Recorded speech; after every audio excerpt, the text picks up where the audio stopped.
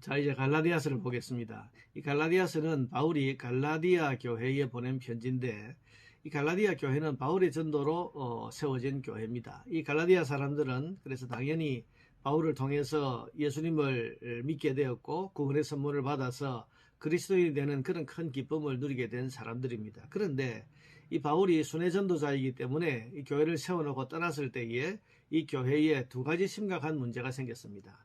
하나는 율법주의자들이 이 갈라디아 교회에 들어온 것인데, 이 율법주의자들은 가르치기를 예수를 믿어야 구원을 받지만 그것만으로는 안 되고 유대인의 전통인 할례를 받아야 구원이 이루어진다, 그렇게 가르쳤습니다. 그러면서 바울이 전했던 이 오직 믿음으로 구원을 얻는다는 이 교리가 잘못됐다는 것을 강조하기 위해서 바울의 사도직을 공격합니다.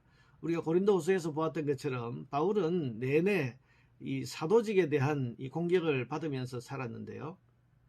그것은 이 바울이 예수님의 직계 제자가 아니었기 때문입니다.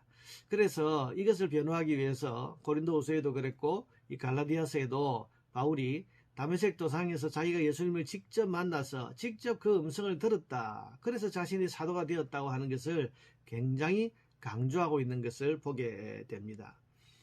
두 번째 갈라디아 교회의 문제는 이제 예수를 믿어서 구원을 받고 그럼 우리에게는 이제 심판이 없으니까 이제는 삶을 적당히 즐기면서 그렇게 살아도 된다고 하는 이런 사람들이 생겨났습니다. 그래서 예수를 믿으면서도 방탕한 삶을 살면서 전혀 죄의식을 느끼지 않는 이런 사람들이 이 갈라디아 교회 안에 생겨난 것입니다.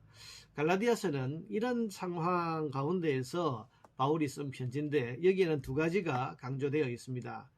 첫째는 바울은 오직 우리는 믿음으로 구원을 얻는다 라고 하는 이 이신칭의의 교리가 얼마나 성경적인가, 또 할례가 우리에게 이제는 더 이상 필요가 없다, 그래서 우리에게는 더 이상 율법에 따라서 사는 삶을 살지 않아도 된다고 하는, 그래서 오직 믿음으로 구원받는다라고 하는 이 교리가 강조되어 있습니다. 또 한 가지는 성도에게는 예수 믿은 이후에 이제 성령을 따라서 거룩한 삶을 살아야 할 책임이 있다는 사실을 강조하고 있습니다. 그래서 갈라디아서 5장 22절부터 그 유명한 성령의 9가지 열매가 나오는데, 이것은 그냥 나온 것이 아니라 예수 믿은 이후에 우리가 성령의 인도를 따라서 이제는 예수님을 닮은, 그래서 성령의 열매를 맺는 그런 삶을 살아야 한다는 것을 강조하는 가운데 나오게 된 그런 내용입니다.